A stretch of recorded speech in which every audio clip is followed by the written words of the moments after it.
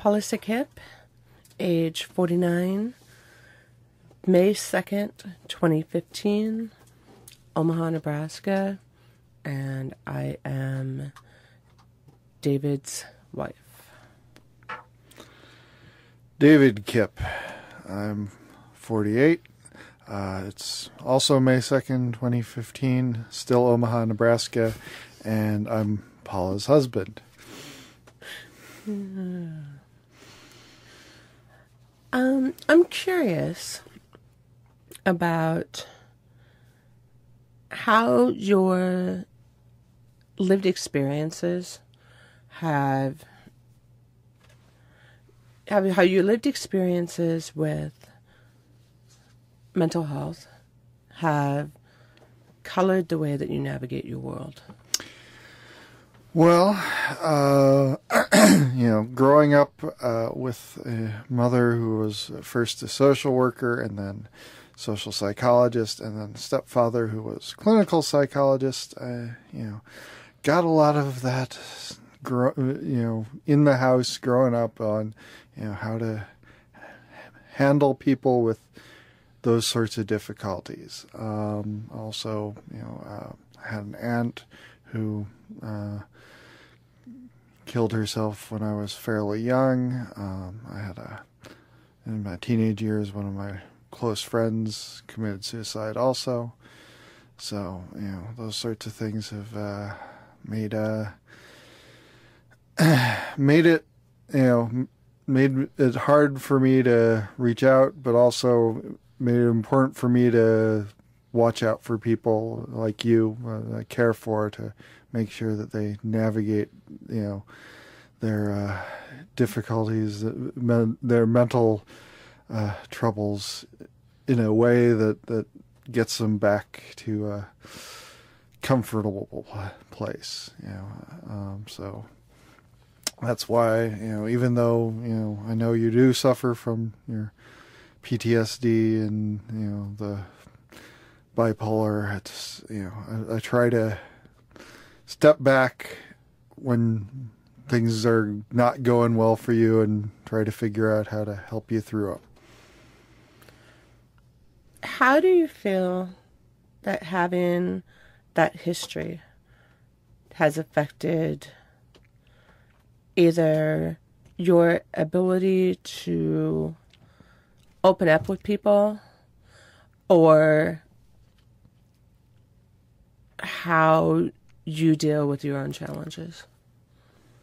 I don't know. It's sometimes I think it's difficult for me to express exactly what I'm thinking and doing. That it's usually better for me to just let things go. I mean, I've always been sort of easygoing and able to move from one thing to another.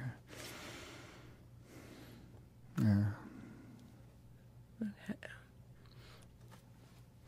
So, like I said, you suffer of PTSD due to abuse in your past, and this has come up again significantly in the last few months due to a recent incident. Yes. And, there are a lot of things that seem to set you off. I try to navigate those as best I can, but, I kind of need to know you've given me some background, but I'd kind of like to go over specifics also. So, okay.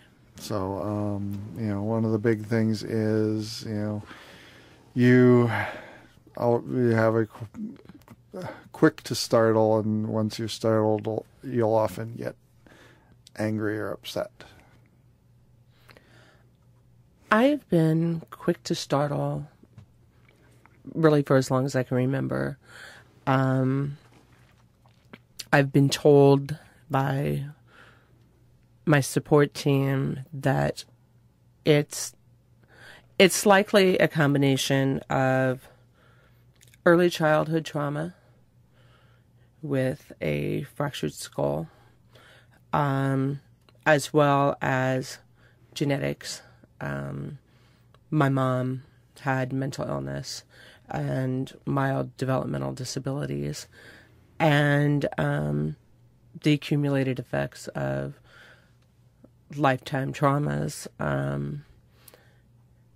domestic violence and blows to the head, PTSD from various incidents throughout my life. And so it's there, and when it's there, it's really intense. Mm-hmm. And and I know also that your hearing loss makes that startle that much easier. It's easier for people to get close to you without you realizing it. That is part of it, because if I can't hear someone enter in the room and then suddenly they're there, because I've had domestic violence situations where my abuser would come home drunk in the middle of the night and hide in the closet. And I would come downstairs to use the bathroom, and he would jump out of the closet thinking that that was very funny. It wasn't very funny. It was terrifying. And so that's part of it. And so when I have the PTSD trigger that is combined with not hearing well, it's much more difficult, because suddenly, all of a sudden, someone's there and in my peripheral, but I didn't hear them. Okay. Is that also why you seem to have a discomfort with people getting close to you at times as well? Or is that something else?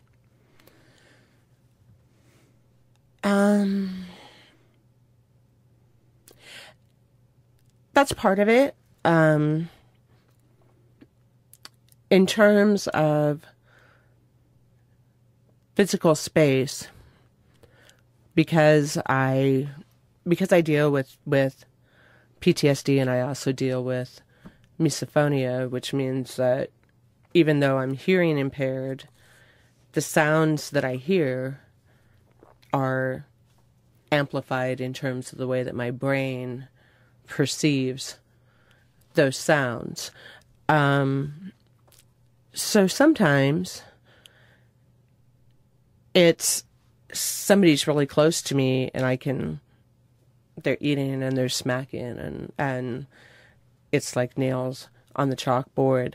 But mostly it is a trigger for me not to be able to establish my personal space. And what I find frequently is that society has become such that there's not a great concept of giving people their personal space. I mean, you go into a crowd and you say, "Excuse me," and it's like it's a foreign word, even to someone who doesn't necessarily speak a foreign language. It's like a foreign word, and it's like,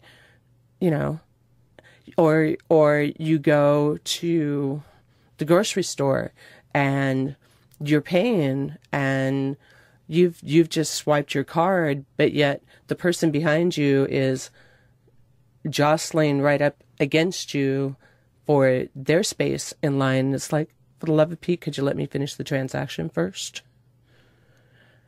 So that's part of it. And, and the other part of it is that, because I've had trauma, I've had things very close to my face. I've had things very close to my body. I've had pillows held to my face. I've had knives held to my face.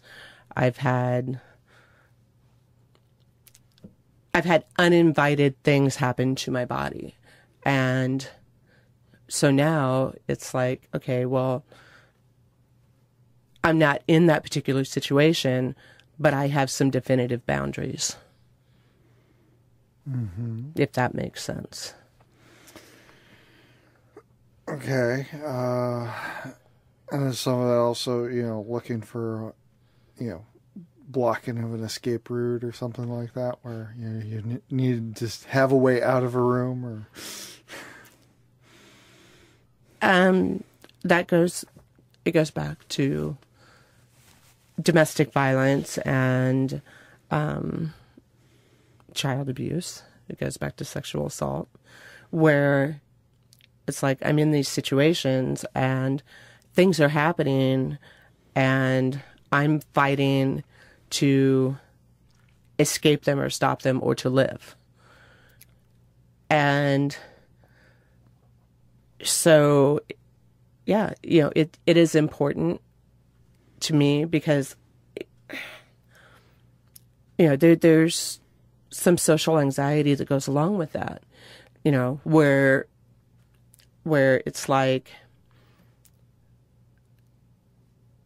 I'm in a crowd, which is, a calculated risk. I have to force myself to go outside my comfort zone in order to do those things, whether I enjoy, whether I've chosen the activity or not. I have to choose to go outside my comfort zone because it's going to be stressful for me. And it's a lot of stimuli. It's a lot of stimuli with the noises and the crowd. And when you have a crowd that's continuously moving, it makes it very difficult to establish your own personal space. And so when I'm in a group, I need to be able to know what the easiest path of least resistance out of that room is, so that if I am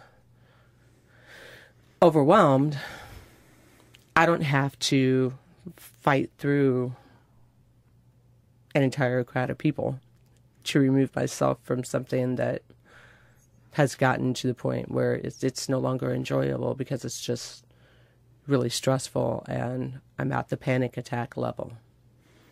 Mm-hmm. So is noise in and of itself a trigger, or is it just something that adds to the crowd or the... Noise in and of itself is a trigger.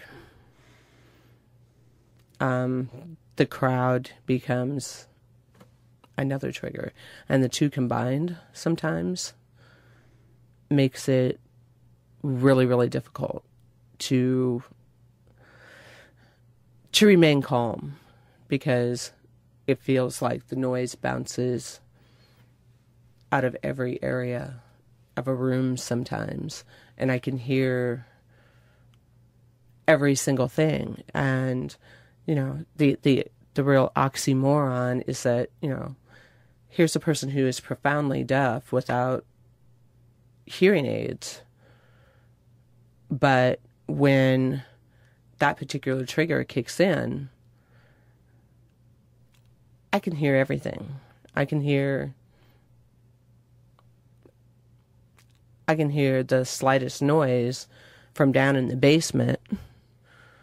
There's something humming all the way upstairs. And it's hard to explain it to people, but it's because that's the way that my brain perceives that noise. Mm-hmm. And it may be something that's, left over from having had epilepsy as a child and seizures too. I haven't researched whether those two really tie together, but so for you as a caregiver and a support person, of someone who has mental health concerns and who has had suicidal thoughts and been in crisis before, what is that like for you? I mean, do you try to put it in the perspective of here is this thing which is a trigger and it's related to this thing that happened? Or do you try to approach it from the perspective of triage? I don't know. Well, I try to, I try to approach things as they come at me, I guess. And it's hard because on a given day, I don't know necessarily what might have gone on, where your head's been, where, what things, you tell me the things you're going to do, and sometimes I realize those things are probably going to be, mean that you're going to be in a situation where it's going to be exhausting for one or another reason, like the conference you were at yesterday, where you were in a large crowd for most of the day. So I knew, okay, well, you're not going to want to do much or interact much, and what interaction you have is going to be difficult. But other days, it's like, I'll just, sort of be blindsided by the reaction to something, like, the day I called telling you I was running late from work, and, because you had been focused on your artwork, you hadn't started anything for dinner, and I got home and it was, like, I had made that a bad situation because I had given you the notice that I was running late. No, it wasn't. I appreciated that you called to tell me that you were running late. I was frustrated because I lost track of time, and that meant that everything then it becomes more stressful, because then it feels like everything is on a tighter schedule, and it ramps up the anxiety, and there's an expectation that, because I'm home all day, and I'm not, out working because I'm healing instead, that I should be doing more. It's not so much that you put it forth, it's that there's still things to do. I normally set my alarm to go off at 4, so that's when I start fixing dinner, and that day I didn't, and that day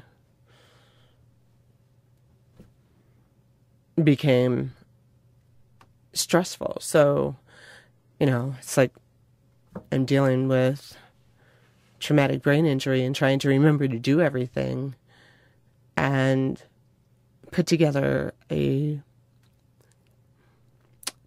coherent sentence and remember how to do that. The simplest things is difficult some days. Mm-hmm.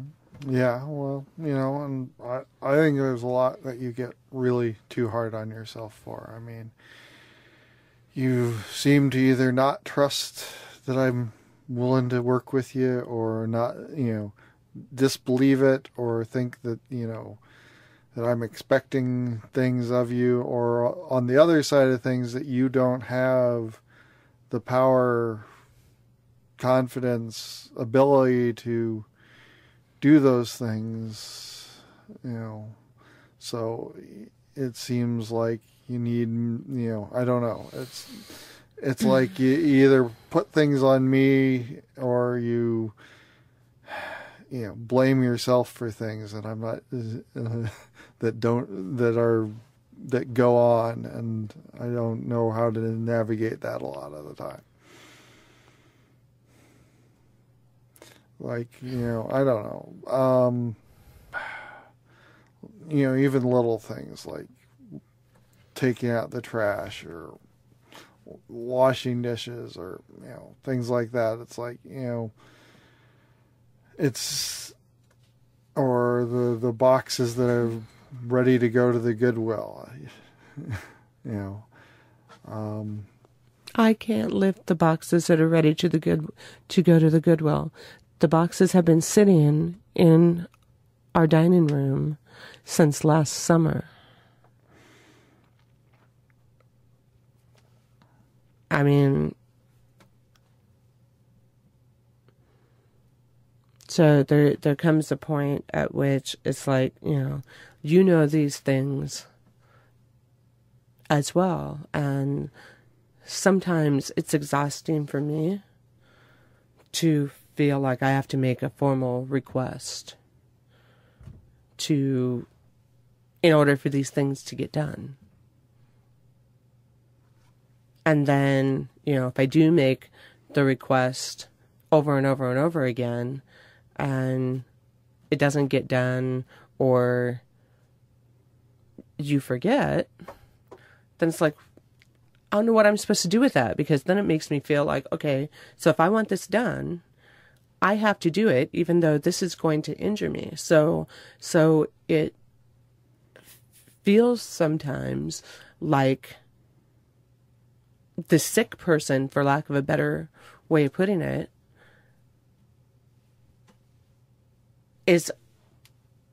has to compensate and still push. And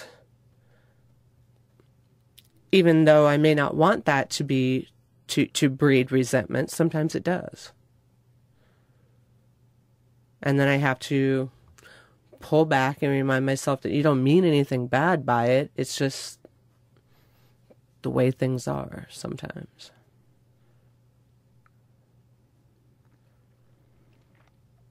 But it's hard for both of us, I mean, living with someone that has a mental illness is not an easy thing. Living with someone who has trauma is not an easy thing. I have no illusions that it does. And I can keep working toward recovery, and I can keep taking my meds and, going to therapy and all of that. But there's always going to be a certain piece of it that remains. And, when you say that, well, things are unpredictable and you never really know what's going to present, that's pretty much me every day. Where I don't necessarily know what's going to hit me at a given point in time. I mean, there are some things that I know where it's like, okay, I'm going to this conference. I know it's going to be loud, and I know that there are going to be a lot of people and so forth, and it's the calculated risk, because it's a topic that matters to me. So therefore, I take the meds that need to be taken and turn the hearing aids down about as low as I can get them, because the crowd noise, it's going to come in with all the stuff that I want to hear as well. And then, well, hey, maybe the microphone that gets used in the room will be loud enough, or the person, will have a voice that projects well enough for me to hear if I have my hearing aids down on low. But if not, guess what? The hearing aids have to go all the way up, and so does everything else. So, I don't know. It ain't easy being me. Mm-hmm. It's not easy living with me either. But I do admire that you are still, stepping out there and trying to be an advocate and trying to reach out to others who have gone through experiences similar. What do you admire about that? That you, even though you're struggling so much, that you're still willing to help others in that struggle. How do you feel overall this has affected our relationship. I mean, we're going on 9 years now, so, and it's been actively difficult for the past 4 or 5 now. And I think it's given us both a lot better insight into each other.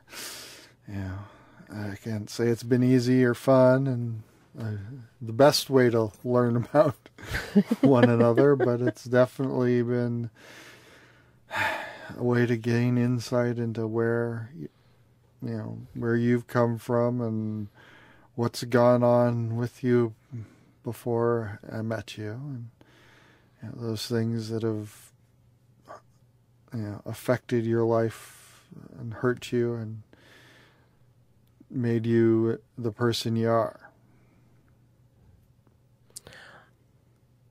I think that I've had to learn to trust more. And that hasn't been an easy thing to learn.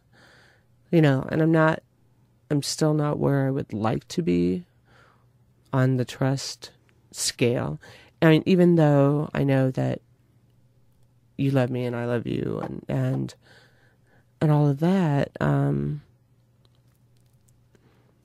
it's not easy to hand over the trust, because in the past, people that I've trusted who should have protected me didn't. Those were the people who hurt me the most. And I realized that there are times when I project, baggage onto our relationship, and it's not fair. And that's why I'm so glad that I have the little Center for Holistic Development's little anger thing with a little bitty arrow magnet, so I can go, okay, so I'm angry, but what is the anger really about? Because more often than not, I'm hurt and then I'm angry. It's not it to the person on the outside looking in, it looks like I'm angry. Like that's the first response. And that's not the first response. The first response is I'm hurt, and then the anger comes out. But to the person on the outside looking in, that's not how it looks, because they're not in my body.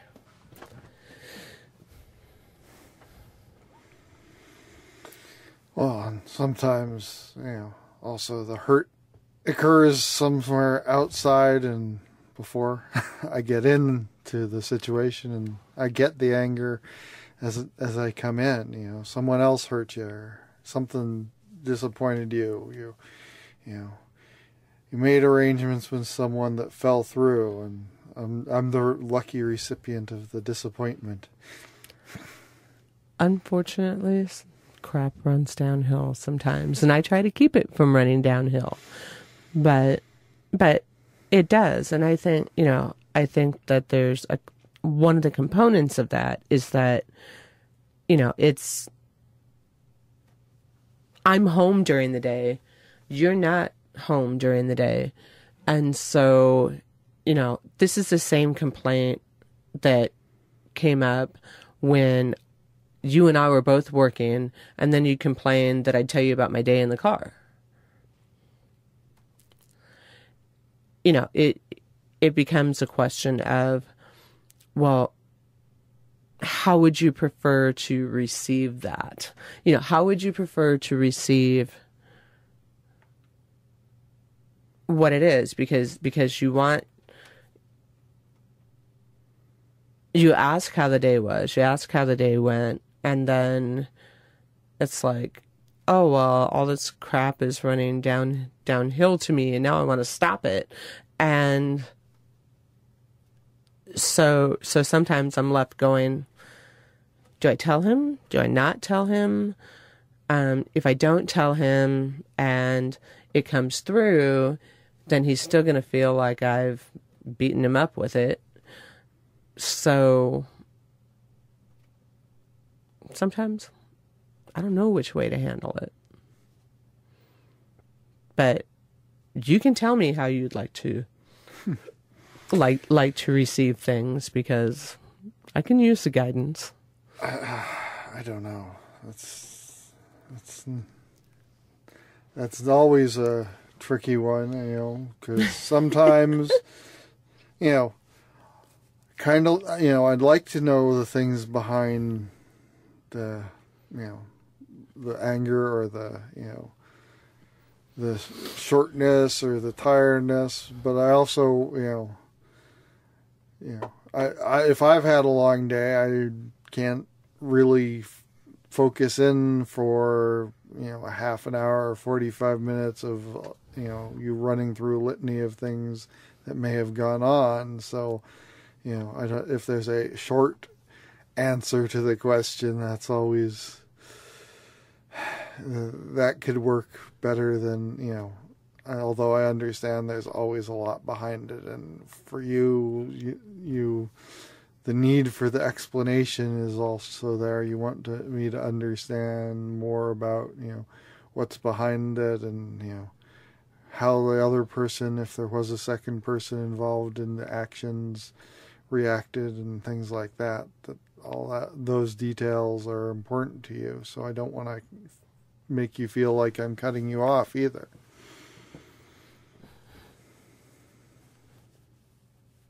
I don't know how you want me to deliver.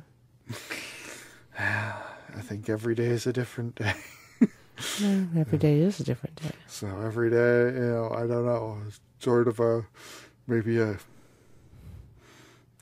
good, bad, or indifferent day thermometer or something. I don't know, something short and to the point to start, and then if there's, if I'm up to understanding what's behind it, then you can unload, and if I'm not, then maybe at a later time you can just sort of give me the worst of the details, or the highlights or lowlights of what went on.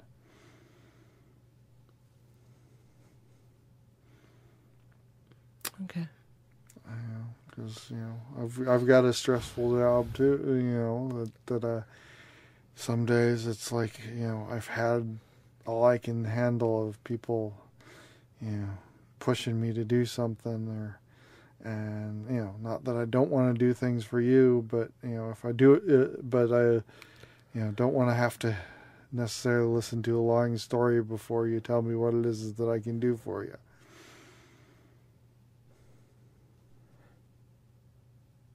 I'd say a better approach would be to ask me what I need.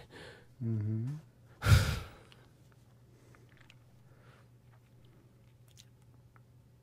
And it's not a difficult question. And I guess that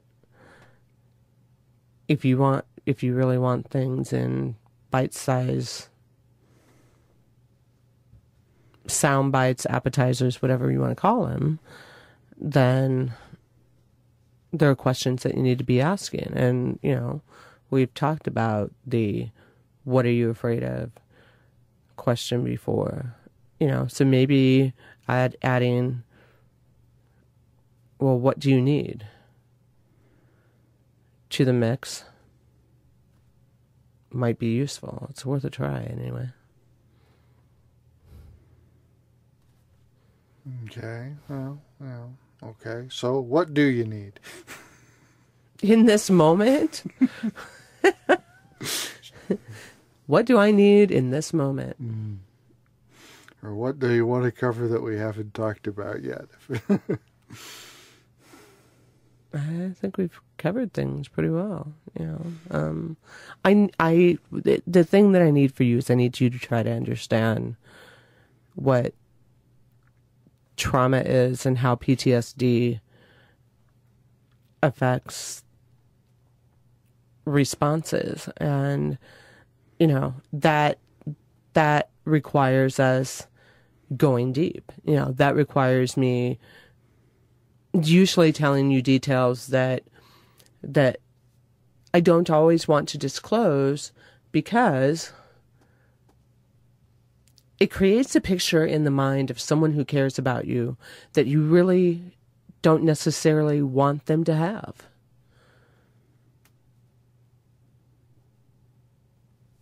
I've gone through some really, really difficult things. And it's not that it's some big secret. It's that this person's going to view me in this fashion for however long that microcosm of time happens to be. That's the picture that they're going to have in their mind. You know, they're going to have the picture of, you know, my grandmother beating me with her cane until she broke my collarbone. They're going to have the picture of my mom and her husband at the time causing a skull fracture to a baby that wasn't even 9 months old. They're going to have a picture in their head of me being battered and, you know, being barricaded in a bathroom for hours while I waited for my abuser to pass out so I could leave in the middle of the night with a dislocated jaw and a sprained ankle. You know, they're going to have a picture in their mind of a house with no running water with my abuser and going to the bathroom in a bucket, you know, and things of that nature. There's that microcosm of time where that person having those details is going to have that image of me imprinted on their brain. And I don't know how to protect them from that. And I suppose that I can't protect them from that if they really want to understand what's behind all of it. Does that make sense? Mm-hmm. Yeah, I think you've given me these details in bits and pieces, and as our relationship progressed and as we got to know each other before we got married and after we got married, as trust levels grew, or your fear for your own mental health grew, and I don't necessarily need a full rundown from day one of any one of these things, so, but yeah, I don't think you need to protect me either. At this point, I think telling me what it is that's bothering you is going to be more important than protecting me from the ugly details. And, although I may see you, get an image in my head of you in that situation, I know that's not the you that I'm with right now. Fair enough. That makes a lot of sense. I know you've gone a long way from there, and you're reaching out to try to help women who are in that sort of place right now, where they're as scared or naive or without resources as you were back then. You know what? Thank you for loving me, even on the hard days.